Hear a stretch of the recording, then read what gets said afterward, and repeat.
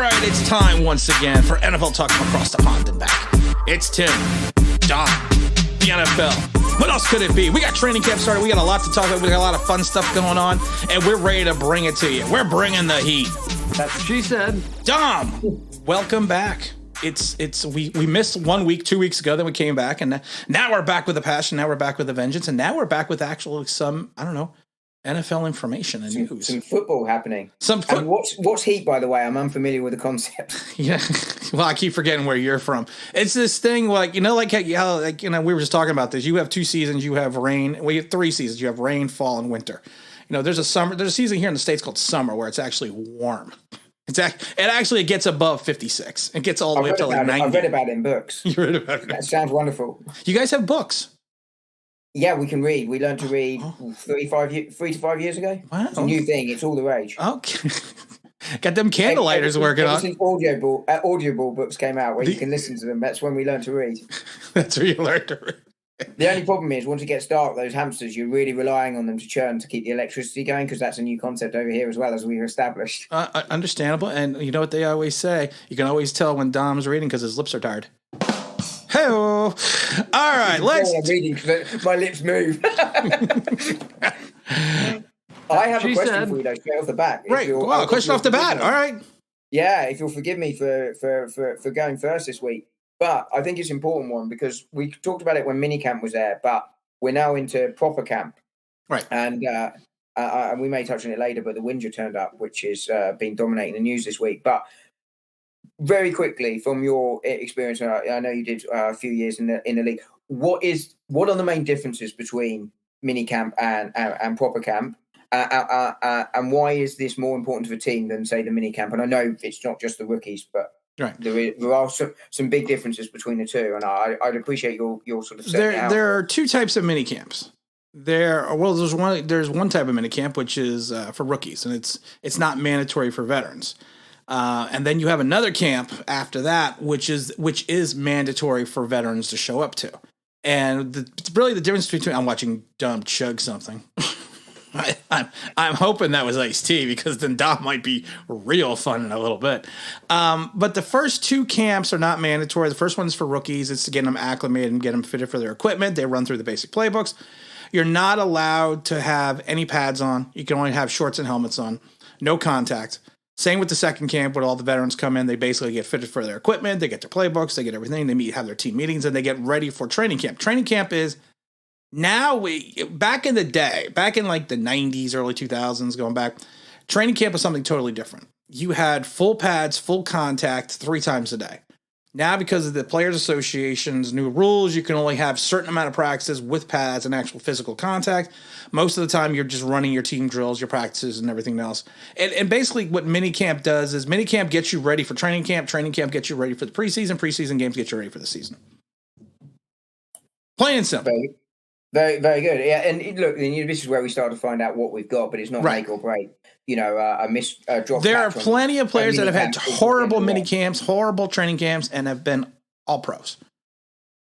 Well, I mean, you said it this week about Eli Manning, the former Giants quarterback, how often he was terrible. Oh God, he was god awful, and then wasn't in the games. I used to spend 2 weeks at Giants training camp every year, even when they were in upstate New York. Now you really can't go. You can. Before it was more of an intimate setting that you can actually go. You hang out with the field. You the fence, and there was the players come and talk to you. Now it's a big event at the stadium that you have to tickets for and all that. So, and you really got to watch the players back then. And like I said, Eli Manning has some horrid training camps. I mean, he would look horrible. He had some horrible preseasons, and still he threw for over 45,000 yards, 300 touchdowns, and 2 Super Bowls. 2 Super Bowl wins and 2 Super Bowl MVPs. So I mean, you can never judge anyone in training camp. Right now, Giant fans are all getting, Daniel Jones, he looks so terrible in training camp. It's day 4. Well, the same is true as well. I don't know if you've seen all the big fuss about Lawrence rolling to his left out the pocket down in Jacksonville, and then throwing a lovely catch to Tim Tebow in the end, and it's like the second coming of the Messiah. Well, it is Tim Tebow, so it might be. And the converse is true. It's like you did it in shorts and pads without real players rushing at you. Right. It's show it to me in the game. Show it to me at that. I just pulled up the Tim Tebow thing right here on Fox News because I did not know that. I've been still hiding in the basement. Let's I see. mean, it was a decent catch, to be fair. Let me see here. Hold on, wait a minute. I'm going to watch this. I like the kid that goes, ew. There he goes. Wow, that actually was a really... That was Gardner Minshew. that was Gardner Minshew. Ew. Wow, that actually is and I know on a podcast I shouldn't be watching something that's talking about it, but that was actually a really nice catch by Tim Tebow. It was a really nice catch. Like I said, it was in the shorts and helmet with no real rush coming. But it was really good. It was a really good catch. It was a good throw. It doesn't really matter now. What I do think it does, though, and you'll tell me if you disagree here, is it does start to give us a sense of what the team will be starting to look to do, how they're starting to go in form-wise towards the preseason You game, won't know. Which is you then say will then make that. But you won't know anything until you won't know how this team looks until your second preseason game. Exactly. The problem is, and some people probably don't know, they shortened the preseason by one game because they added one game onto the season. So the way it used to work is the first preseason game, your starters maybe played the first series. Your second preseason games, the starters might play up to the first quarter. Your third preseason game, your starters will play the first half and maybe a series in the third. And then your fourth, it's all your scrubs. It's all your guys that may make the team, may not make the team. You're just trying to fill out your roster and the starters don't play at all. So I'm not really sure how they're now going to. I mean, it's been doing that since like the 70s. I mean, I don't know how they're going to get around that now. No, and it's a really good point, and it's. I think it's almost more important now the mini camp than the preseason game for those players on that bubble. Yeah, how they make it because they've got less game time now to go and prove themselves.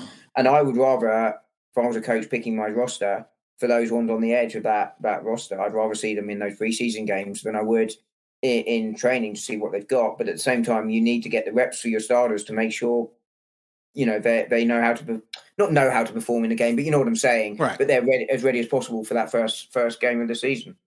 So it's going to be a really interesting one. But well, we got, as I say, I thought it's worth just recapping on that from your sort of former career before we got going, because that's where most of our stories are coming out this week. Yep, that's true. And let's get this going, because you and I were talking about something earlier in the week or later in the week. Carson Wentz in Indianapolis. Of course, he couldn't stay healthy the last 2-3 seasons in Philadelphia. Gets traded over to the Colts, and he's already got another boo-boo.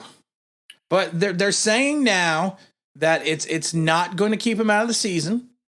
The word is now that it's I think it's a foot injury, but there's no timetable for his return.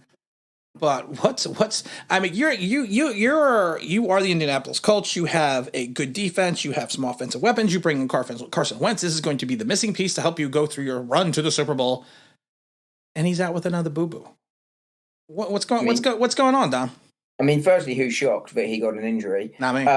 I mean, it shouldn't be news to anyone. I mean, the Eagles won the Super Bowl without him because he got injured. Yep. And that's not necessarily fair completely, but he's been injured for so long. It's not a surprise. But, I mean, I think the Colts are a team that will feel they've got a chance of a Super Bowl. I wouldn't put them in the favourites, but I think they're certainly a top 10 team.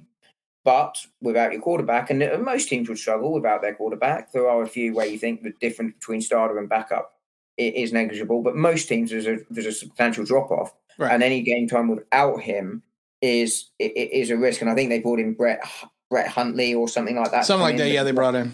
But he's not gonna. He's not like you've just brought in Aaron Rodgers to come and fill in or something, Right. And Rodgers obviously on the brain because he's been big on the news this week.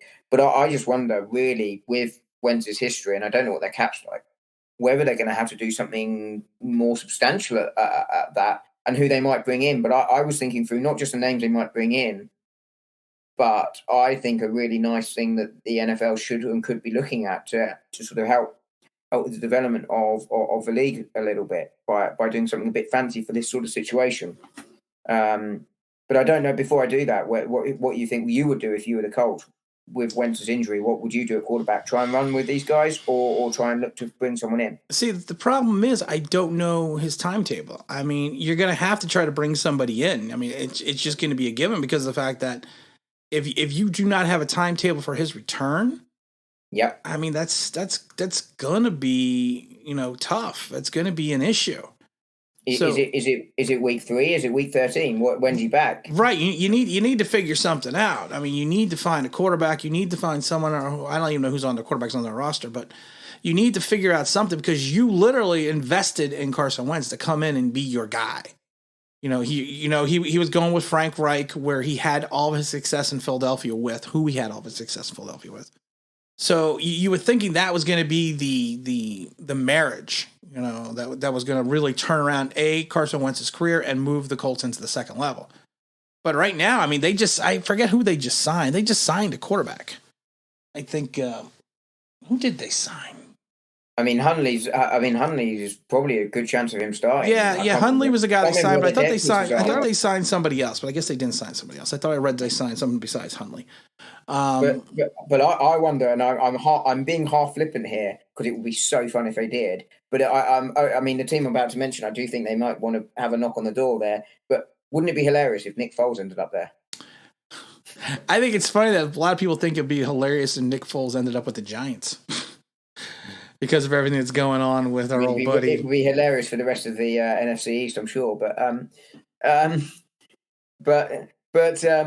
mean, could you imagine Foles and Wentz back together again? But I mean, in all seriousness, though, if you think you're going to lose Wentz for a substantial part of the season, Chicago is an area I'd be knocking the door, right? You've got Foles, Dalton, and Fields there. Obviously, Fields isn't coming out, but one of those two.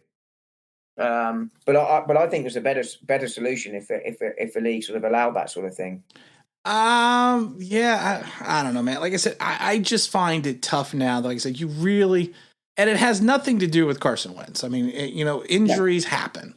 Yep. And there are players that I always say you're either injury prone or just unlucky, and I think Carson Wentz is injury prone.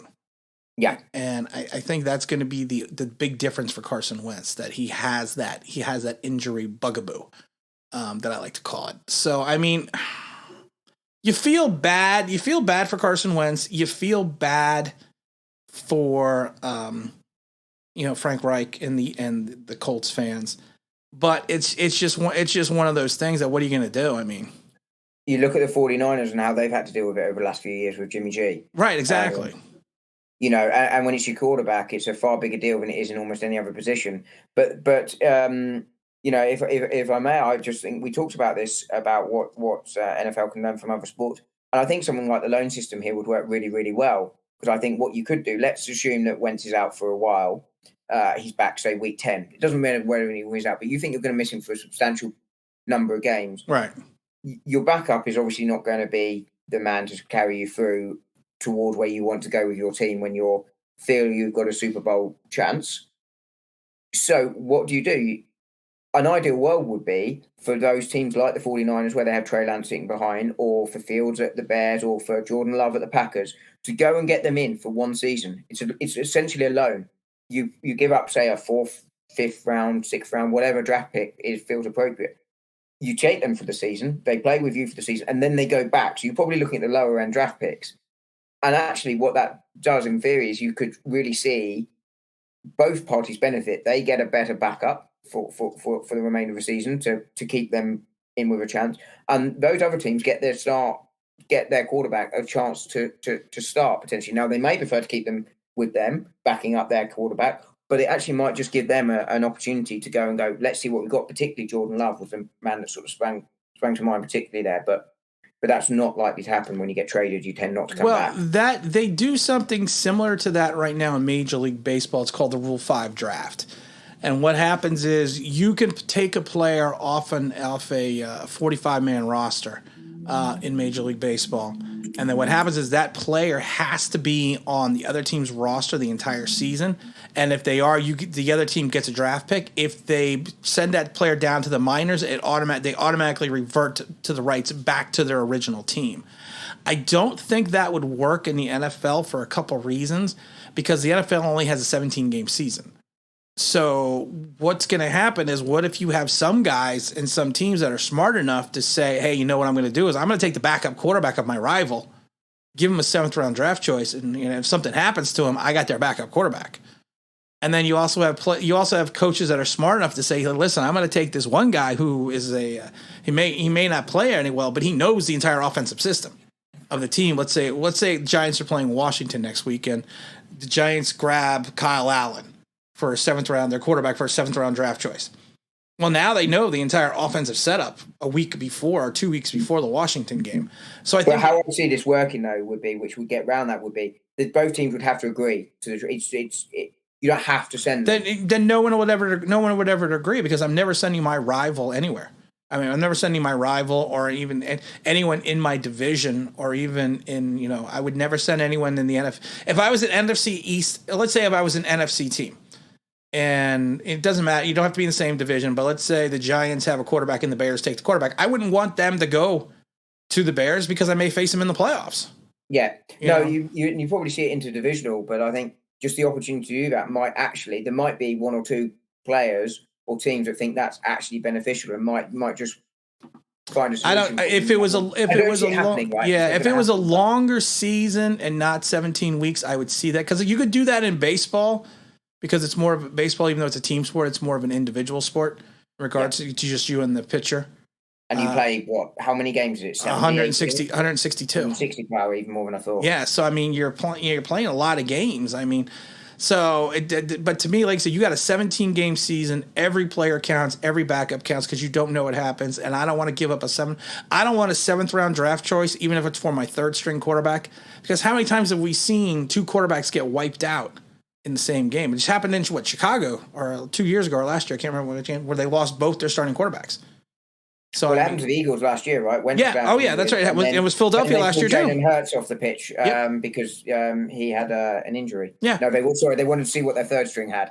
But I'm just jesting there. But it does. You are right. It does happen. But I just wonder whether that's just something that they might want to look at and see, because it might work really nicely. See, my thing, but I agree with you. I don't see it happen. The competitiveness in the NFL, I always like to compare NFL franchises as an army encampment. Unless you're in that army, you're not getting in, and no information is going out.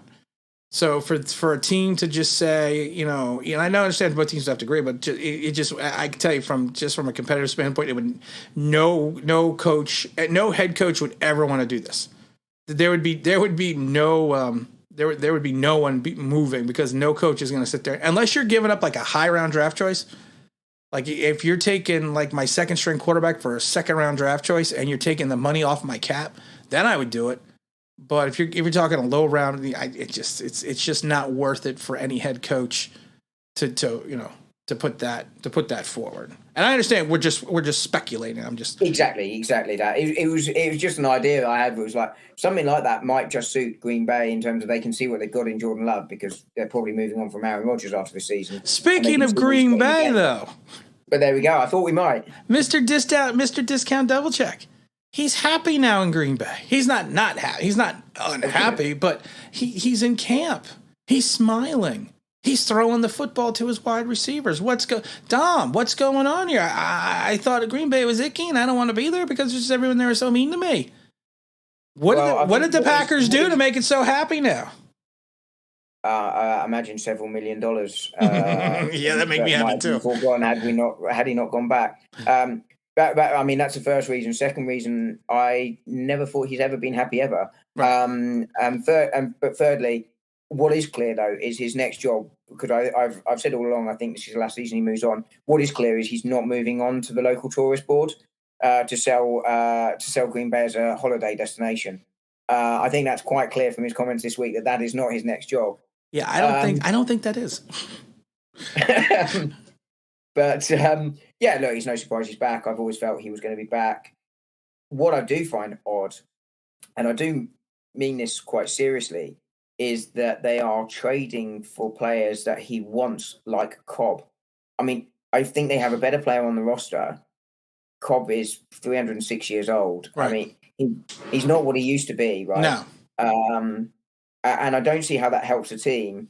And I think this could play out one of two ways now for Green Bay. I still think he's gone. I played the season. What are you going to get? Aaron Rodgers with a chip on his shoulder, wanting to say, hey, look what you're about to lose. And hey teams, look how great I am. Because he did have 3, not down years, but he was regressing slightly the 3 years before last year's MVP season. Right. His numbers show that quite clearly. I mean, don't get me wrong, the bar was still high, but is that the Aaron Rodgers you're going to get, right? Right. Throwing dimes, he's throwing it. He has another MVP season, and he goes, screw you. Or do you get sulky Aaron Rodgers for the entire season, and that then has issues on the culture? I suspect probably not. I think the bigger risk for Green Bay and for Aaron Rodgers is, what if he doesn't have a good season and or he gets injured? That's probably the big think risk that is the bigger issue. I don't think he's going to be back either. To your point, I don't think he's going to be anywhere. I don't think he's coming back. I really don't. I don't. But money changes everything. I mean, they could dump a truckload of cash in front of him, and and then he comes. Then all of a sudden, Green Bay is the greatest. Then he is working for the Green Bay Tourist Association. Green Bay is the greatest place in the world. But only because people come to see him. I think he was quite clear on that. Yeah, I mean, I always think Aaron Rodgers is a dick. I think I've said 100%. I think I've said that 100%. I don't know what they have, I don't know what they have in the young quarterback. I don't. But I think to a point, Aaron's he's kind of put himself in this situation. And he's got to have a good season because, honestly, this is going to be a money season for him. I understand it's not the end of his contract, but any place that he goes, he's going to have to sign an extension. So he's going to have to be a money guy. I mean, he's going to have to ball out. He's going to have to get ready. Whoa. Our most popular battery. I don't know what the hell that was. He's going to have. What is the most popular battery? I think it's Duracell. This is Tim with Online. This is Tim with All Talk from across the pond back, where we officially use Duracell as our first sponsor. But I think, like I said, whatever team he goes to, they're going to have to pay him. Yeah. So he's going to have to have an Aaron Rodgers season, plain and simple. I mean, and that's going to be the end of that. I mean, and if he doesn't, he may not get out of Green Bay. He may go nowhere. I mean, that's I don't know. That's just my opinion on that. Yeah, I mean, I agree. And like you, I don't know what we got in love, which is what prompted the thought process I had around something like that might just work for a team and for the Colts earlier, because no one knows really, bar Green Bay, what they see on the field, and what you see on the practice field is not what you see on the actual field necessarily. Right. With Jordan Love. But yeah, I agree. It's the end for Aaron Rodgers. It needs to end. It's just got messy and horrible, and it's not good for anyone. But I think what it could do, an Aaron Rodgers exit, that could be the start of the rebuild for them, because I could see that being like, if Love isn't the answer, them having to really start to look again. I have to say one thing, Dom. Love is always the answer. And Dom is sitting there going, "You wanker." Come on, you walked into that one. That's what she said. Yeah. Thankfully, he's on our defense. Oh my God! Yeah, Julian Love. You know what? I want to stop talking about Aaron Rodgers for a minute, because speaking of our defense, because you bring up the Giants, I think Green Bay would love to stop talking about Aaron Rodgers as well. But I suspect they might not get that wish. I don't think they're going to get that wish for a while. Nicholas Chubb over in Cleveland just signed a 3-year, $36 million extension to his contract. He was taken basically the same time as Saquon Barkley, who was taken second overall. Of course, had the horrific knee injury last year, who hopefully is coming back. And Barkley wants his money. He wants his contract. He wants to get paid. He wants to get Chubb money. That's what she said. But he's coming off the injury. Now, Chubb has been pretty consistent. He played 16 games to 2 seasons prior. He played 12 games last year. He had a hamstring issue, but he still rushed for over 1,000 yards, 12 touchdowns. If you're the New York Giants, and this is going to be tough because we are Giant fans. If you're the New York Giants, Saquon Barkley comes back, let's say week 6, and he plays 11 games. He's not the back that he was when he first came in because he's coming off the injury, but he starts showing signs and promise that he could be the Saquon Barkley of years of old, days of yore. What do you do if you're the Giants? Do you sign Saquon Barkley for an extension, for a Chubb extension? Like, come on. I'm laughing because Chubb means something else here in the States. I don't know what it means in the UK, but it means something else. But do you slightly on the larger side? Yes, exactly. So do you sign him to that type of extension if you're the Giants, even if he doesn't have that breakout season that you were hoping he was going to have? Because like I said, he comes back late because of the injury because he just had the surgery in November. Or what do you do? Or do you just let him ride into his 5th-year option and then kind of play out the string from there? I think the latter, because you need to see what you've got, right? We're talking about Daniel Jones being a player that we need to see what we've got this season, but that's for different reasons. I think he's been inconsistent. The one season Saquon Barkley has had for New York where he wasn't injured through it was his first season where he showed immense promise, right? He showed immense promise his second season. He just battled the injuries. Exactly. And then I was just going to say exactly that. And then last season he went down in 5 minutes into game 2? Yeah, game 2 in Chicago. Yeah, and that was it. That's all she wrote last season. And I think he's a player that is not injury prone. I think he's a player that's unfortunate in injury. Yes, I agree. The concern, and it was something I've seen it happen in other sports and seen it happen to teammates after that big injury, is that you worry about it so much and then do the same on the other side, particularly with an ACL. And you've spoken about it from your own experience with the ACL. He like you say, best case scenario, he starts week 6. I think in my mind, because even if he plays some part in week 1 onwards, he's going to have to be eased into this now because he hasn't played for so long and he's coming off such a serious injury. Right. You don't want to be running into the ground early on. So you're not necessarily going to fully see what you're going to have because he probably won't. He may not even be fully up to speed by week 17, let alone week 6. So I think you take the extension. You take him into the 5th season. Our cap is. I can't remember what the word our going capologist just called it. Our capologist said it will be challenging. This year's it was challenging. That was the word. It was challenging. Difficult decisions will need to be made. Yeah. So, I mean, you're going to end up in a situation where you're going to take him on there. I think it's $8 million that we pay him next year. Whereas if we sign, he's not going to be hurting for money next year. He'll be, I think, I did a thing on it. I think he is going to be the 7th or 8th highest paid running back in the league with the 5th-year option. Yeah, and he's not going to be poor. He was picked number 2 overall, but it's probably, potentially he might be poor. He's taking all of his endorsements in Bitcoins. But you may be able to get that number down by offering the extension, but I think it's a risk. You need to see what you've got with a running back with an injury history, which he does have, whether that's unfortunate or not. You want to see what he's got rather than invest that big money now. So I think you take the chance, you to ride him into the 5th year of his contract and see what you've got. That's what I would do. Okay. I mean, I agree the same thing. There was people after his first year, fans, and going into his middle of his second year before he got hurt, that they already wanted to extend him in year 2. And I got blasted because I said, no, you never extend a running back, especially a running back that was taken as high as he was, until maybe year 4. Maybe year 4. If not, you still pick up. And even if it was healthy, I said the same thing. If I was the Giants, and it's kind of a dick move, I would have picked up even if he stayed healthy this entire time, I would have picked up his 5th-year option and then extended him after his 5th-year option. Because if you can't extend him after his 5th-year option, you still have the franchise tag, which you can put on him twice. And the amount that he's already getting paid as a top 10 running back, so you're not going to pay him much more if you tag him. And like I said, the ability for the career longevity of running backs is like 4.5 years or 4 years. And if you're taking a guy this high, he better be the all-world talent that Dave Gettleman thought he was. And you got to kind of move on from there. But like I said, I can't.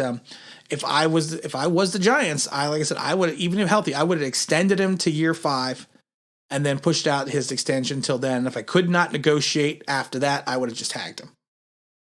Yeah, I agree. And I think what you've got to see here, I think it was a pick that Gettleman made because I think we've talked about it before. We think he was forced to. I think I'm right in saying you agree with me on that. I can't remember whether you. I don't think he was forced to take Saquon Barkley. I actually think it wasn't you. I had this conversation. No, it wasn't me, because I actually think that Saquon Barkley was Gettleman's pick, because Gettleman came out before the draft, well before the draft, and said that Barkley's a gold jacket guy. And you kind of knew right from that day, right from that first draft interview, this was like 2 months before the draft, that if the Giants had the opportunity, that they would probably end up taking Saquon Barkley.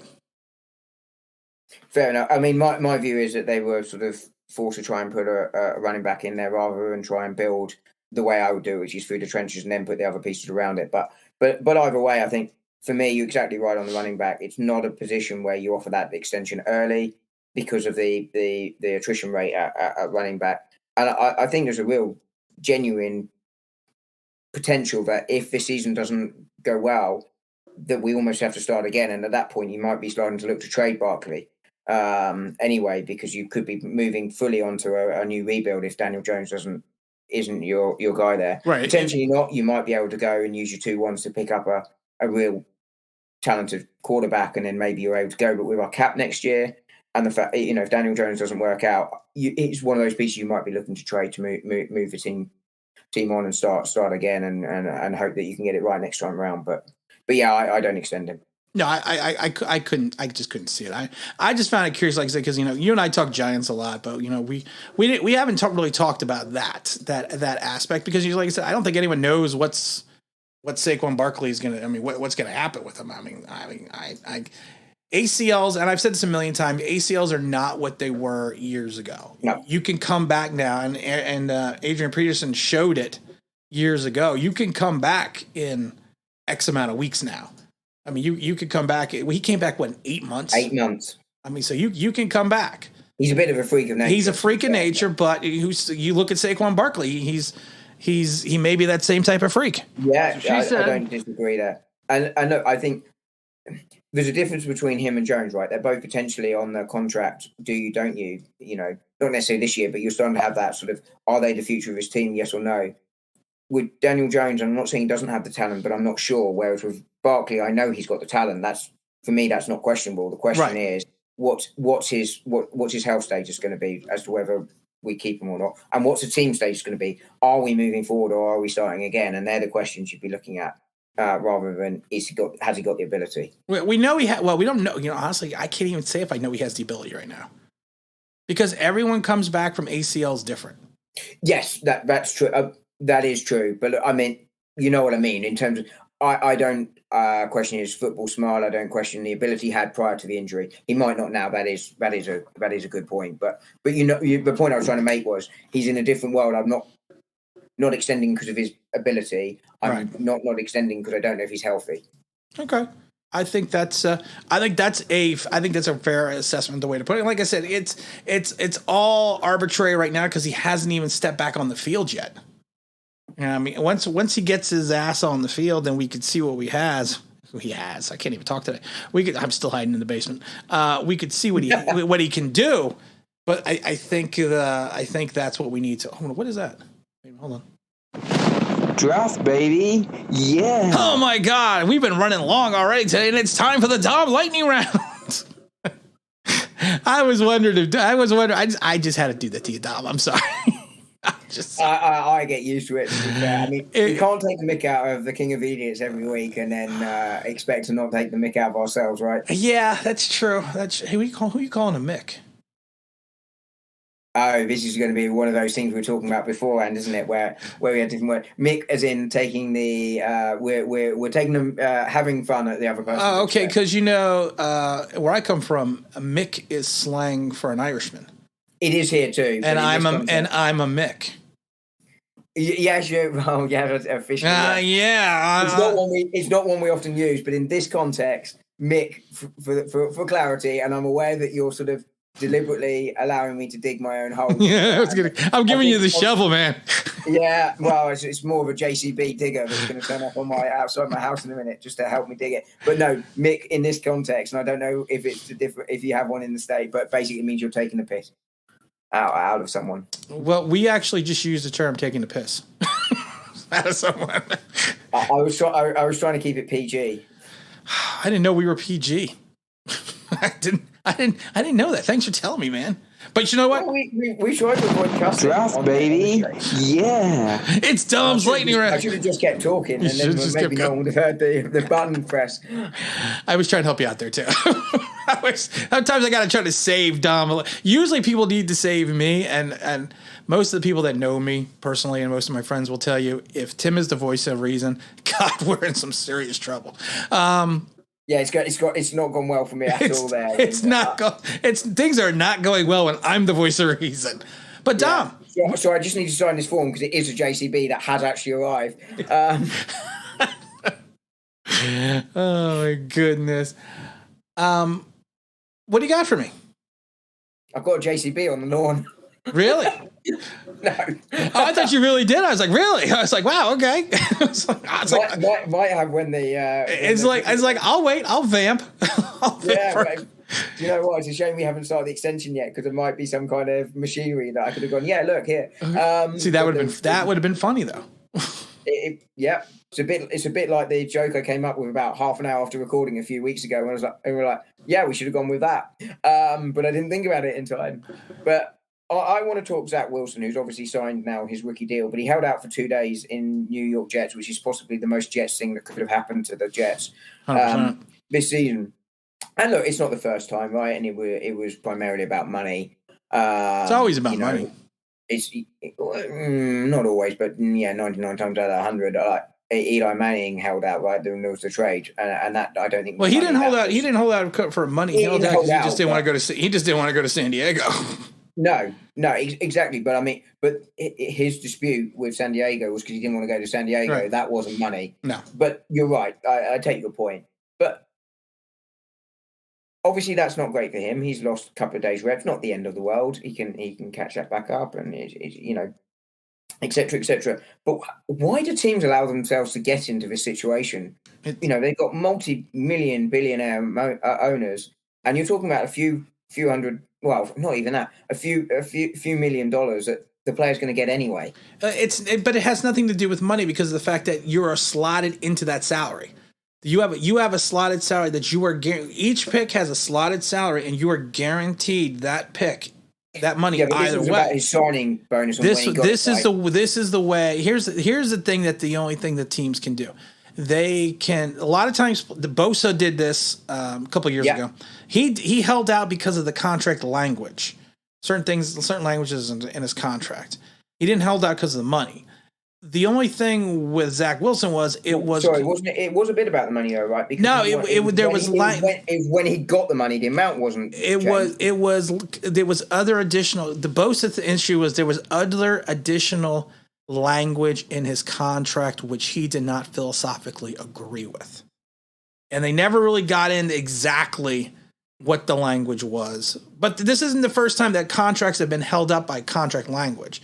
Zach Wilson, to me, is going to get his money. It was just how the money was going to be distributed. I mean, so it was never about him not getting his cash. It's just how the money was going to come out. And honestly, if you were the Jets' first round draft choice, the savior of the franchise, your contract is going to get signed. You can go into camp without a contract. Players have done it. Dante Flower did it, and that was kind of a bad example because he got hurt in Jacksonville. But the money's insured, so his contracts, he's not going to lose out going to camp without a contract because he's insured for whatever that is. He's going to get it. It's bad optics. I never liked Zach Wilson. I don't like him as a quarterback. I don't like his personality. I don't think it's going to fit in New York. And I think this is the first steps for the Jets in a bad story with Zach Wilson. And just in my opinion.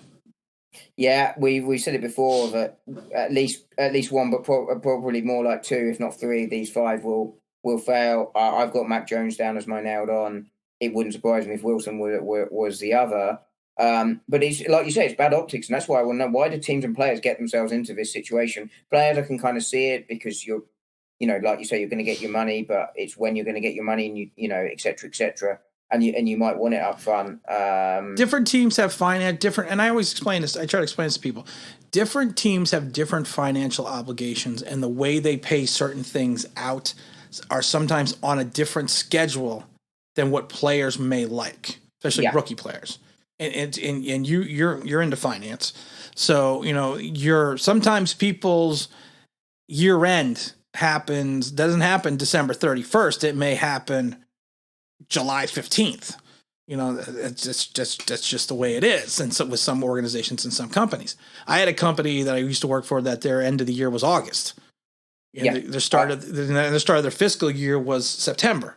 So I mean, it's just the way it is. Like I said, it's just bad optics. It's a bad situation for the Jets to be in, and it doesn't put Zach Wilson in a great light in a press that will turn on him in a heartbeat if he doesn't perform.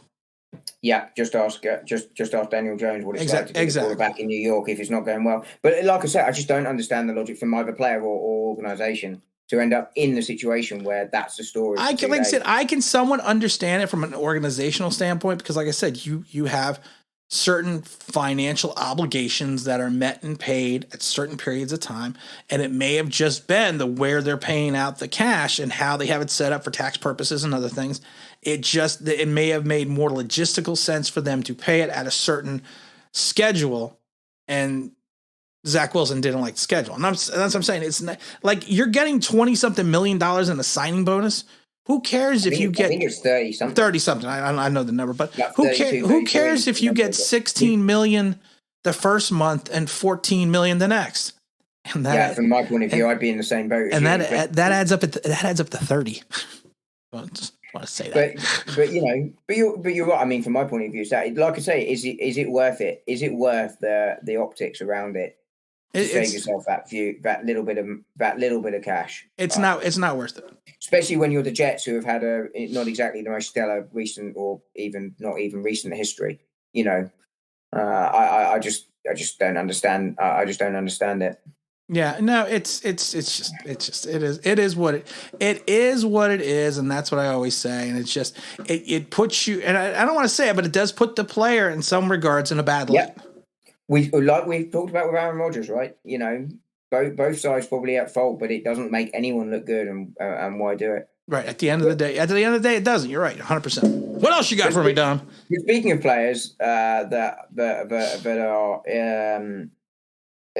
are unhappy, and I'm not convinced that these players are going to get traded. Lots of rumors are around at the moment about Howard at Dallas. Zach Ertz potentially at the Eagles, or wanting out or looking to get out.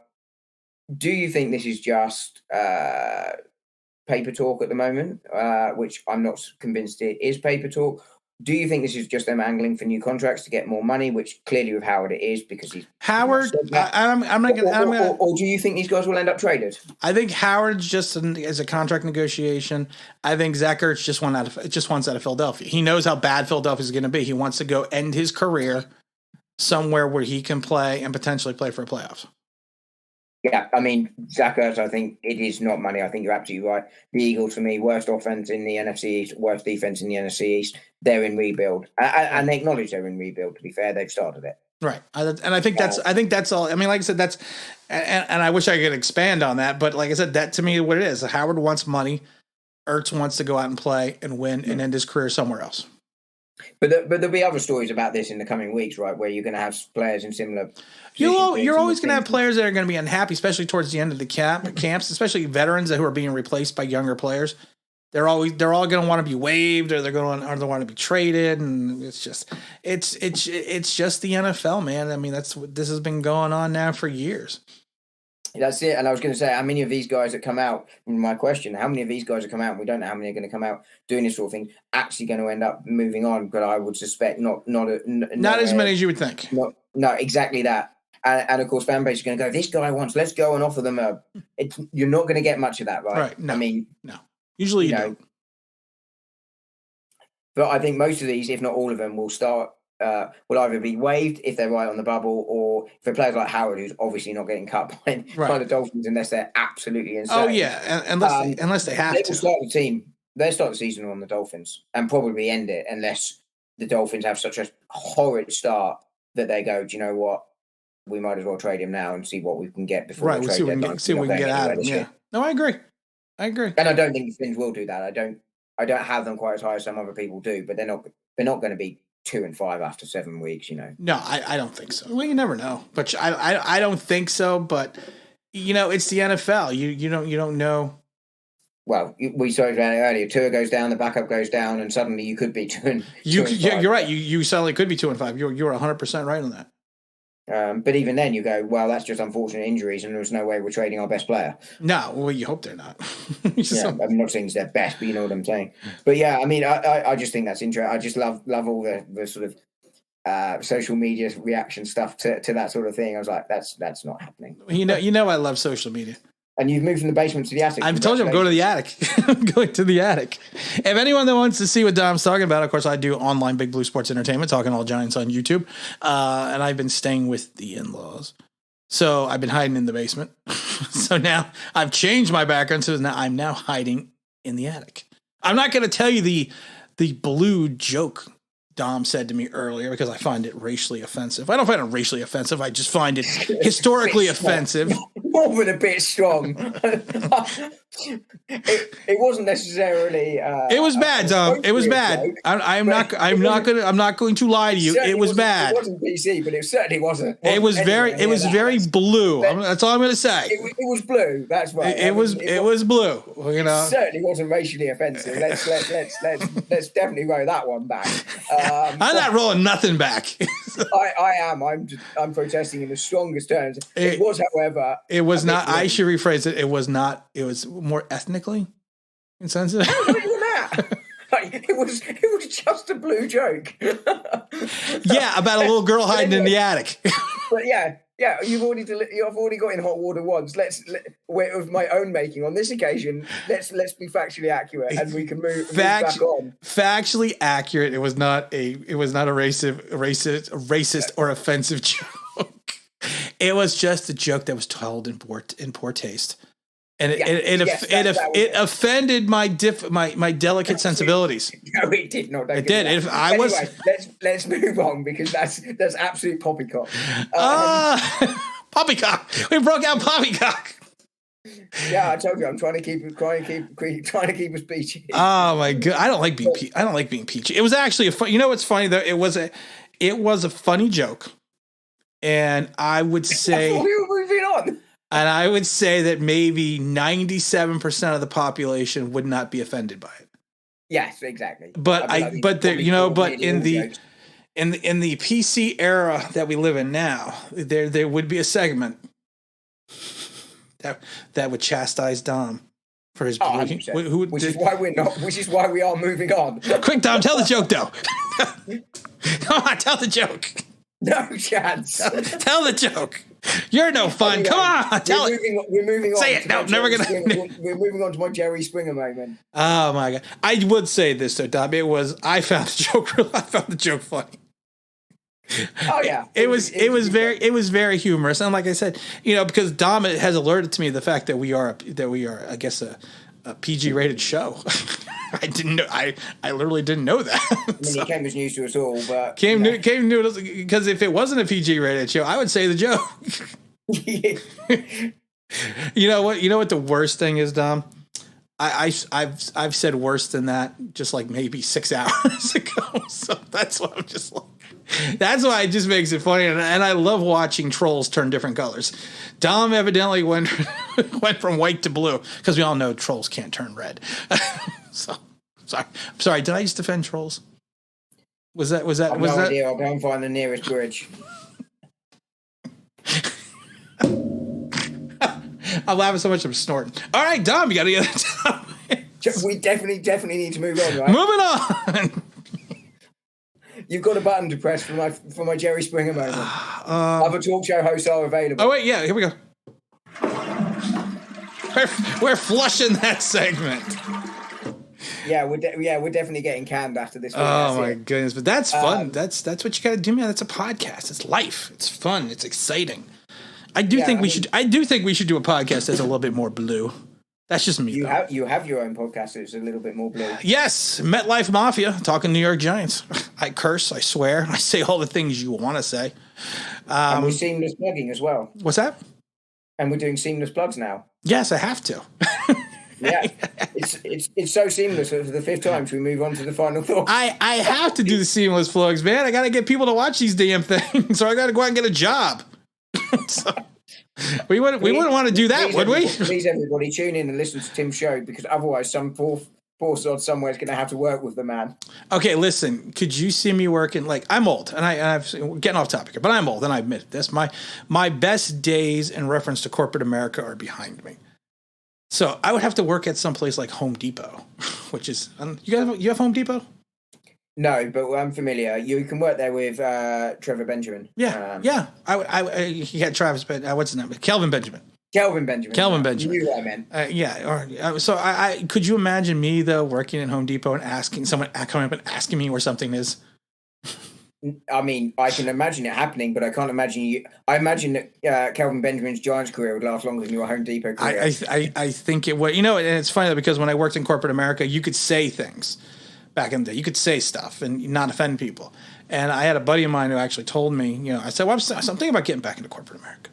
And he started laughing. He goes, what's the matter? He goes, you wouldn't last 15 minutes. he said you would say something that you would normally think is okay back in the early 2000s.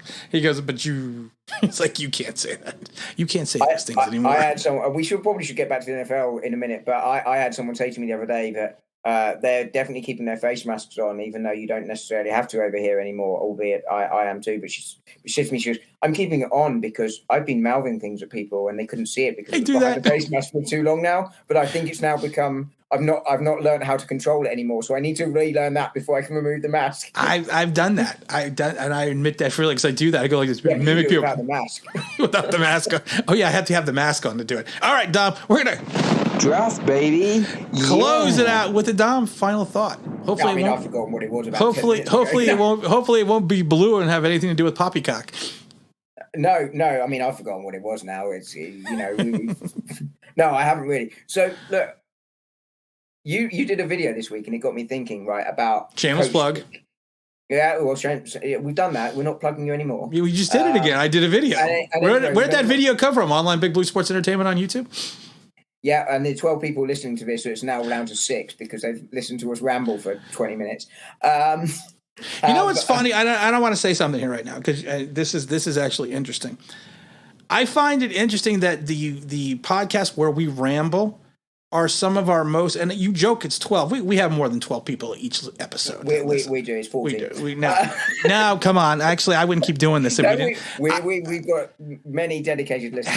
Are we at 100 for each show? No. But we are very close to getting to 100 downloads. And I should rephrase that, 100 unique downloads for each show, which I think is fantastic because I wouldn't continue doing a podcast if it wasn't gaining some traction and actually being successful. And this is all, all joking aside. I mean, I think you actually have to give yourself some credit because of the fact that you've helped make this successful. And like I said, we have just on one site, 450 downloads for the last, I think it was the last 9 episodes just on that one site.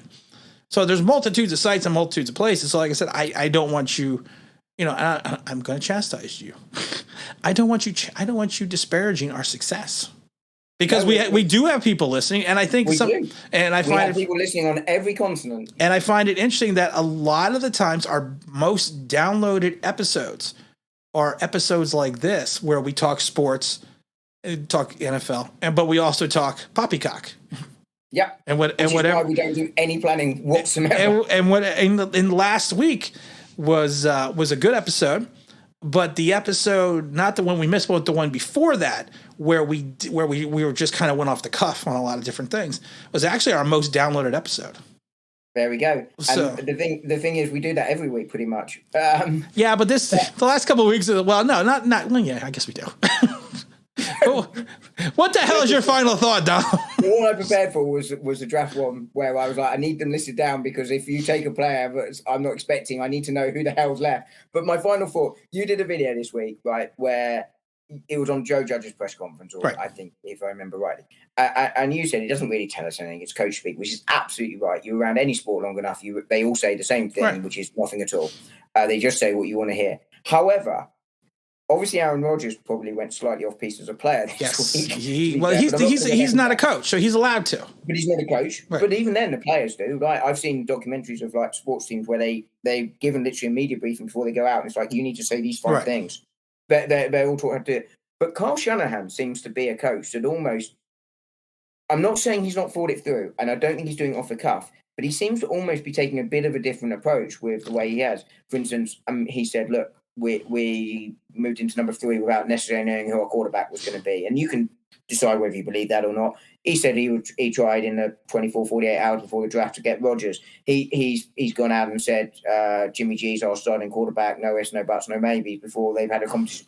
He's saying some of these things, which most coaches wouldn't necessarily say. The question is it true? But what's his point? And I just wonder whether sometimes he might be better almost reining it in slightly. But at the same time, it does get people talking about his team because he says something slightly different to the other coaches. See, I don't think he's really saying anything different, to be honest. I don't think it's him coming out and saying they didn't know who they were taking at 3. I honestly believe it. I honestly think there were certain considerations to take someone like Kyle Pitts at 3. And I know people thought I was crazy, but I actually think there was consideration in them doing that because they were going to ride and die with Jimmy G. And him saying Jimmy G's their quarterback, tons of coaches have come out first couple of days at camp and had a veteran and drafted a rookie that come out and say, this veteran's our guy. The Bears have done it this year. It doesn't matter. How long it doesn't matter because you could be last week in the training camp and, Trey Lance is starting. So it's to me, it's still coach speak because of the fact that like standing behind your veteran is something that all coaches do.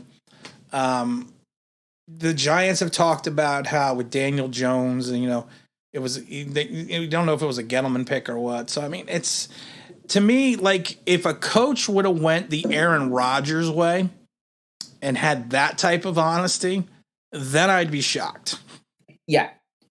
I agree. I don't think he's that sort of where he's completely off the wall, but he seems to almost be a little bit more brutally honest. Not honest, that's not the right word, but says a little bit more than maybe he should or other coaches would.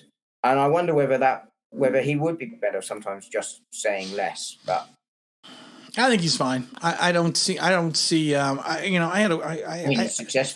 to watch John Gruden press conferences in Tampa. You want to talk about brutally honest? That was a guy that was brutally honest. That was a guy that he just came off a Super Bowl and probably shouldn't have said some of the things that he said during certain press conferences. But he just came off a Super Bowl, so it doesn't matter. I imagine what he said when he wasn't on the mic was even more. It was even worse. It was even a lot worse than that. But I think your main point in the video was that they're not saying anything. They never say anything. Shanahan was one where I was thinking slightly more towards it. Shanahan's using. What he's saying is thought through and calculated before he says it. I think it is calculated, and I think he's using the media.